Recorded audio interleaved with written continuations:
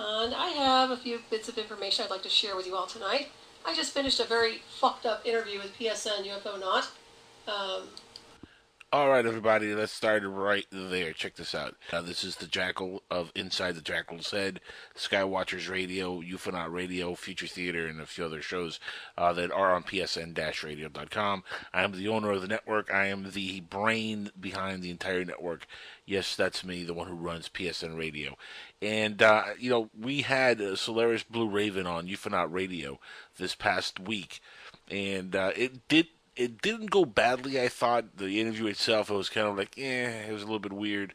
But it wasn't like the worst interview in the world. We were actually very nice to her, very polite to Blueraven. After she hung up, we talked about, what we had just heard, whether it was true or not true. We weren't trying to, in any way bash her. We didn't bash her. If you actually listened to what was being said, we weren't talking shit about her or bashing her.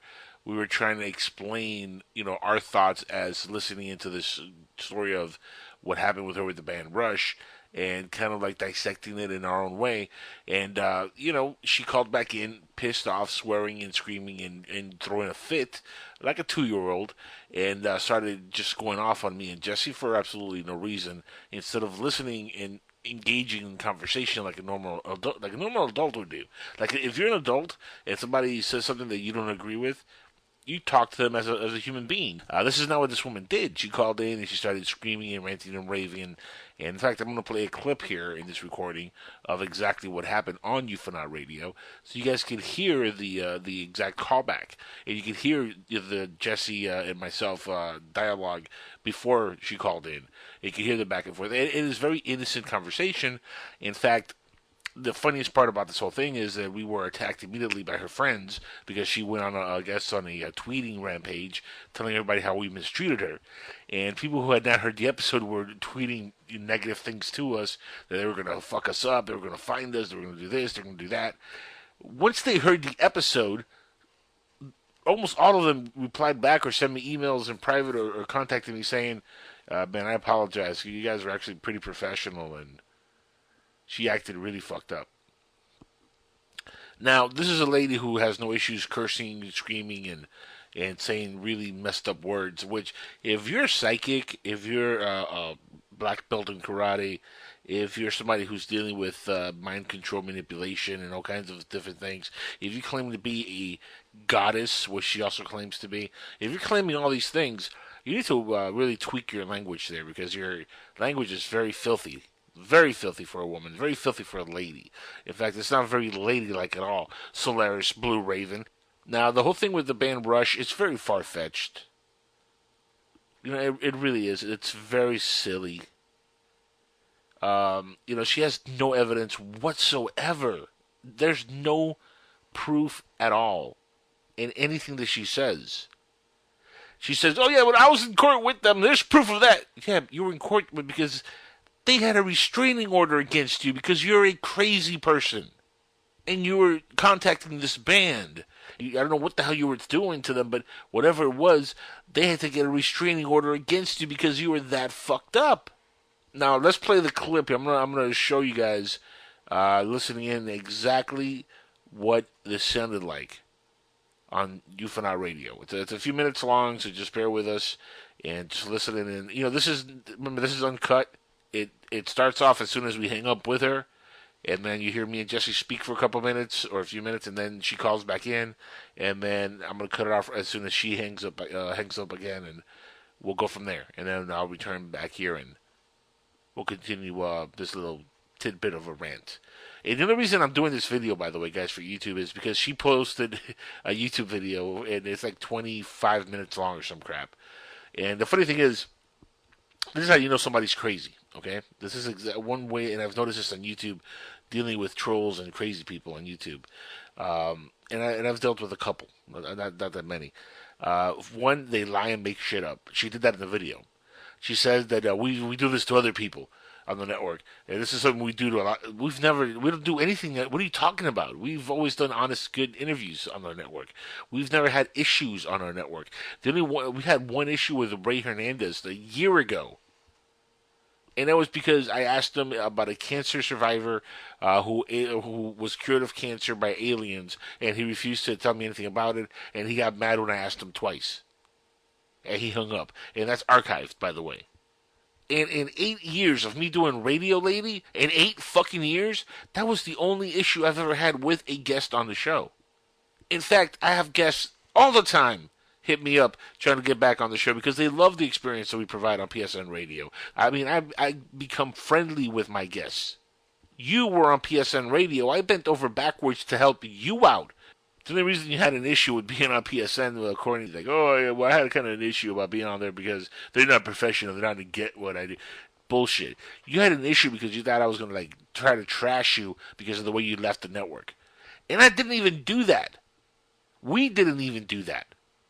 We had you on the show. It was a good, interview. I thought Jesse was very polite. I was polite. I mean, I never at any point mistreated you whatsoever. In fact, the archive is up. If you go to psn-radio.com and look for the Ufonaut Radio tab, it'll take you to the landing page for Ufonaut Radio, and you'll be able to listen to it right there. The archive is up, uncut. You can hear the entirety of the show. Now, I am going to play right now the clip. I want people to hear this because I want people to hear what we were saying and then hear the anger that came out of your mouth and how the rage that you spewed out because you went on a rage-filled tirade. And you didn't rip us a new asshole. You made yourself look weak. You made yourself look childish. You made yourself look stupid. And most importantly, you made yourself look like a fucking fraud. Because you're selling yourself on this point that, I've been plagiarized by a person in the UK, and the Rush, they mentally manipulated me, and there's this MK Ultra program that they were involving me, and I'm this, and I'm that, and I'm not a psychic, and, I'm broke, but yet you do readings for like $100, $70-something. I mean, I've seen your website. You charge people for readings. I mean, are you that bad that business is that slow that you're that broke? Because, I mean, even cheap psychics make a pretty damn good living. I know. My father married one a long time ago, and she was a stepmother of mine. And she used to do tarot card readings. And even she made pretty damn good money at it. And by the way, this is how batshit crazy you are, Solaris. In the video, you claimed over and over again that you spend 2 hours on the air with us. And then you gave us 2 hours of your time. 2 hours! I gave him 2 hours of my time! I hang up after 2 hours, and then they start going on this weird little fucked up rant about me. Well, where's the evidence? And where's this? And we don't even believe she went to the courtroom and blah, blah, blah. And then they tried to say I was a groupie. I'm like, what the fuck are you people talking about? So anyways, I called them back, and I literally ripped them a new asshole on air live. The show started at 10 p.m. Eastern. You came on at 10:35 Eastern. Okay? You ended up leaving at 11:40 p.m. Eastern. Now, by my calculations, that's not 2 hours. By any person who knows how to do mathematics or knows how to tell time, that's not 2 hours. So not only are you a dumb fuck who believes that Rush is trying to manipulate your thoughts somehow through some covert operation, but you can't even fucking tell time. At no point were you on the air for 2 hours with us. But yet, here you are, making the claim that they held me there for 2 hours. So I'll tell you, hearing these bastards saying such rude things about me after I gave them a very, very nice interview for 2 hours. Sounds like the rhetoric of a crazy person. Because again, Solaris, you were not on the air with us for 2 hours. And I find it hysterical that you make these claims knowing that if the audio is in the archive, if you guys don't believe me, go to the website, psn-radio.com, listen for yourself. She was barely on for an hour. Barely.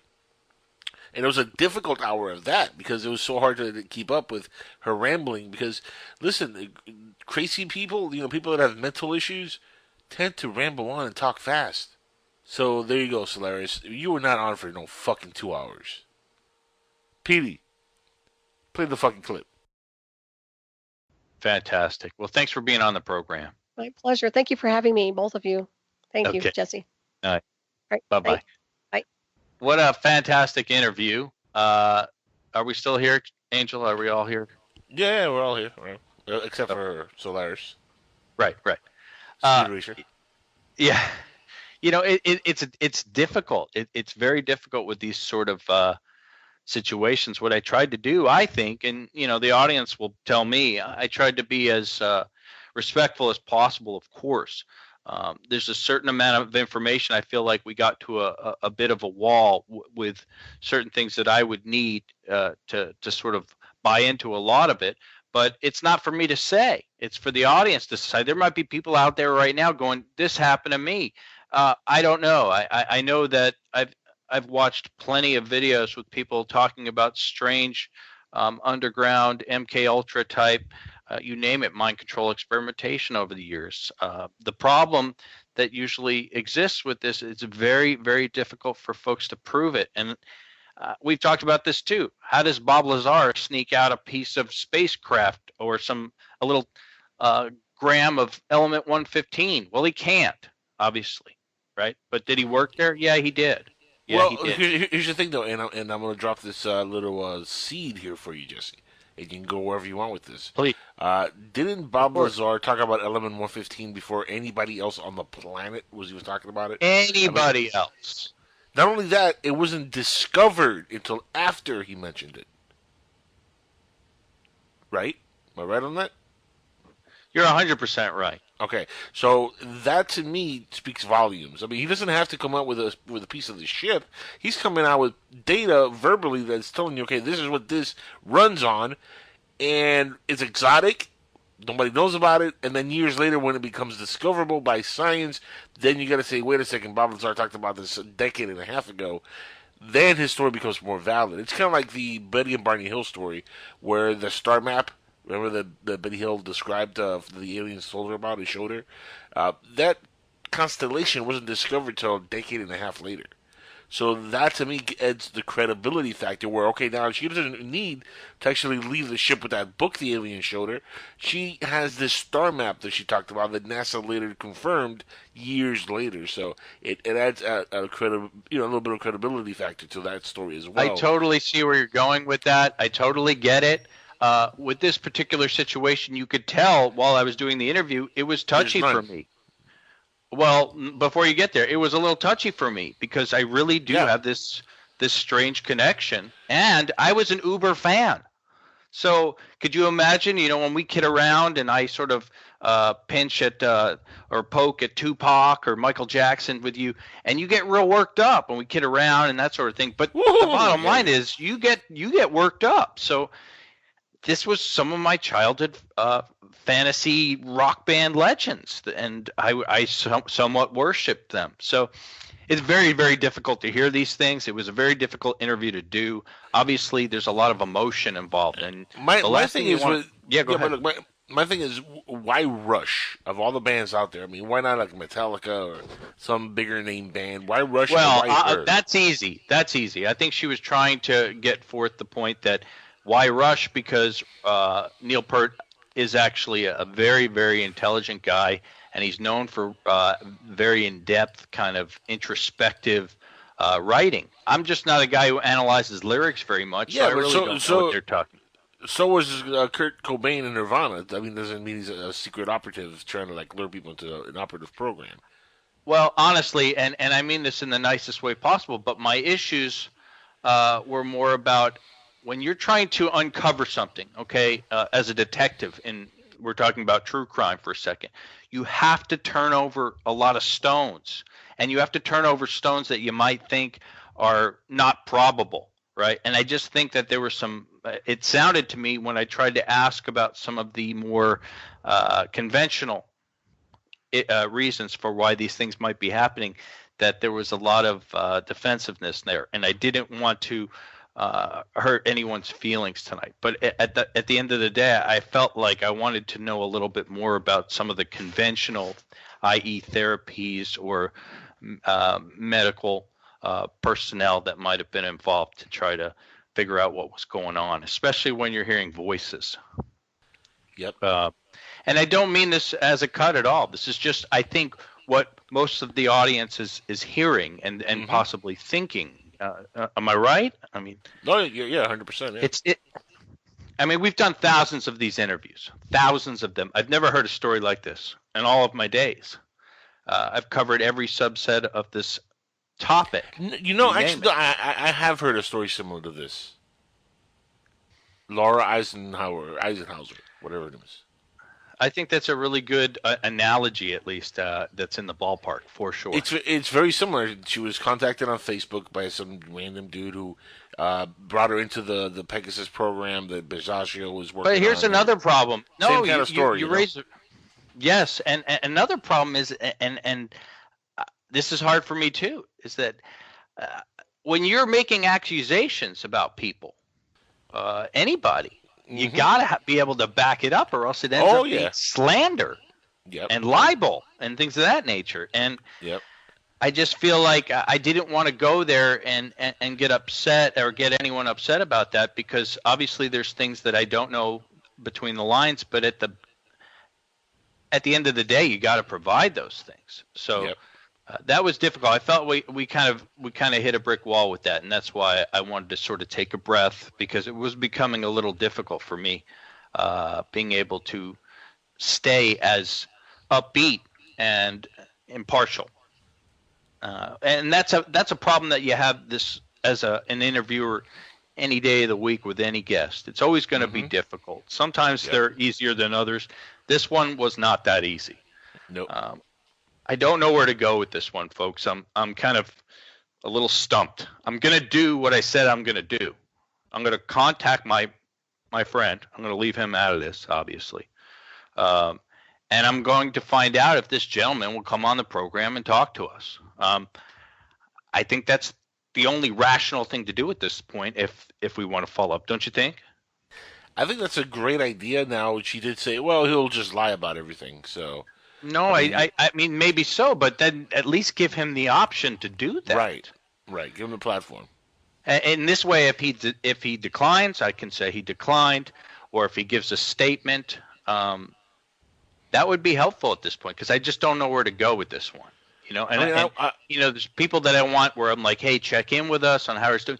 But this is a specific group of people that our guest was saying ruined her life.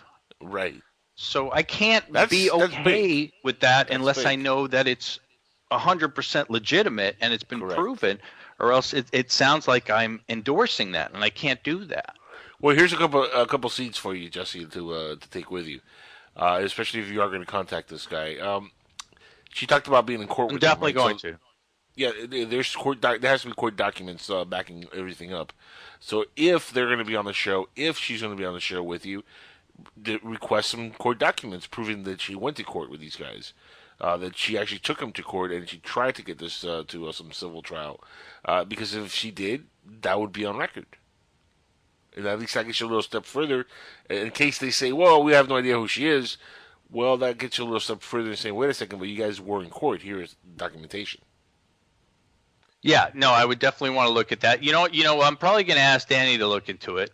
I think Danny's kind of been very Johnny on the spot with a lot of this stuff, and he did set up this interview.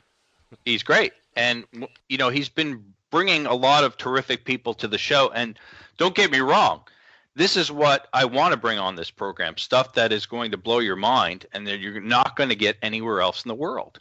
So he did his task. He did what I sent him out there to do and asked for, because he has the connections and he knows that I want to delve into those places. And they are difficult. They're difficult to stomach. And I think with this guest, it was very difficult also because she's very sweet.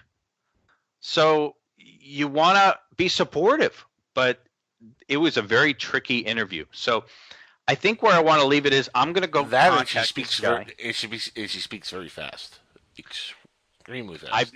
It's the fastest speaking person I've ever encountered, and I really thought that there was a problem with the audio, that it had been sped up. No, that's just her way of speaking. What you don't understand is I actually produced for her for a little bit here on PSN Radio. She had her show on here, and for a couple months, and the first time I produced the show for her, I thought the same thing. I was like, wait a second, is the audio messed up? Is it going faster than normal? And then after a while, you realize, no, that's just the way she speaks. Yeah, She speaks no, very she's fast. just look. Here's the thing: she's obviously highly intelligent. Oh yeah, definitely. She's no cuts here. I just want to know what the hell is going on. If anything, it's a very intriguing story. Yep. Now, everybody knows that Neil Peart is a little strange because Neil Peart has always been strange. That's part of his persona. Okay, he's sort of the guy who writes all the lyrics, and he's sort of like Pete Townsend need to be on his own when he would write the Who records. He'd go get a ton of heroin and drugs and stuff, and he'd lock himself in an apartment, and he'd write these amazing songs. And he'd bring them back to Daltrey, and he'd be like, holy cow, awesome. You know, that's even Roger Daltrey would tell you that to this day. That's how it worked. Well, same thing here. That Peart always was that kind of persona. So that's where it gets a little strange, too. You know what I'm saying? So from a layman's perspective, it becomes too much to be able to support without concrete evidence and alike. So we're going to see if we can put this together. It would be a great, maybe uncomfortable, but maybe not. Either way, it would be very good to get these people on the phone and try to figure out where did all this start? You know, why Solaris? What is the connection here with all these people? There's obviously a connection, right? I mean, unless the band's going to say, hey, this is just an Uber fan, and we get this a lot, guys. Sorry. You know, which plenty of bands might say, right? I mean, you worked in the music business. And that usually is the case in these type of things, Jesse. That's the crazy part. And that's why I have a hard time with this. Not because of her or any personal feelings I have towards her or anything like that, but because of the simple fact that I know the music industry, I know the fan base, the way they act sometimes towards bands, towards people in the music industry in general, especially if they feel burnt by the band. Like, say for example, she was a groupie. Let's just go there, and they turned her down because they weren't into groupies at that moment. Right. And she gets really pissed. You know, this is something that groupies would do. They'll come up with some. Well, I think this was underlying. Yeah, I think we needed to kind of download on this one, bro, because honestly, obviously, many people were sitting there thinking, was this just an Uber fan who got burned because she got a few postcards from Peart and thought, hey, we're buddies, and then all of a sudden he stopped writing to her, and then it just turned into this sort of seething thing that festered. That's what it sure sounds like during the interview to a certain degree. And, of course, there's a stalemate there because either you can provide the evidence that would support this story. I don't know any other way around it. You know, you could say, well, these people are lying and that person's lying and this person, this court's bought up and bribed and et cetera, but you need to prove those things. Right, you can't just say it. Not only that, you can't even really prove how to use technology to prove that she's been infected with anything or implanted with anything. I'm pretty sure if Roger Lear found any implants in her brain, he would have talked about that endlessly. But I still don't understand, even if he did, Angel, how that gets tied back to the band Rush. That part that makes no sense. That's an hour and a half. Yeah, that's why I asked it. I was like, how do you tie that into the band? How does that make any sense? Well, even if she was abducted by the government or some kind of government for mind control manipulations, how do you take it right back to the Rush band? Exactly. How can I defend that? How can I support that? There's people in our subject that I am gung-ho about in their research. This is tough for me. You know, I would have trouble getting on board. Yeah, I'm a fan. But honestly, I was a fan of a fraternity brother in college, and I found out that he did a sexual assault on a girl at a bar. He stuck his hand up her skirt, okay, because he was so drunk, and the poor girl's boyfriend who defended her got beat up by all the fraternity brothers.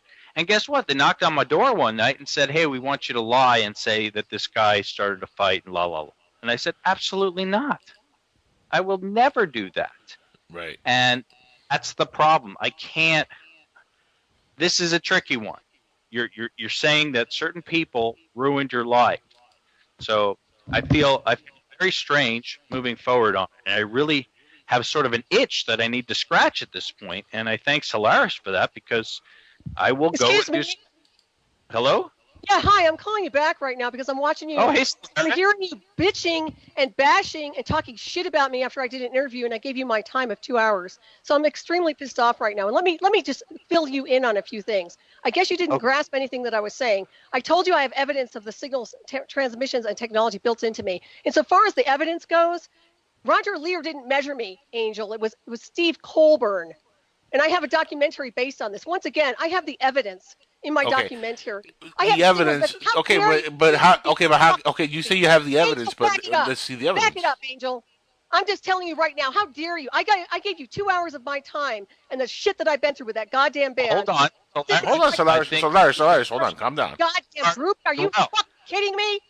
Hold on. Okay, see, you're not acting like somebody rational now, Solaris. Calm down. I'm goddamn pissed at you people. I gave you 2 hours of my time and you talk shit about me. How dare you? How dare? How are we talking shit about you? We're discussing the interview.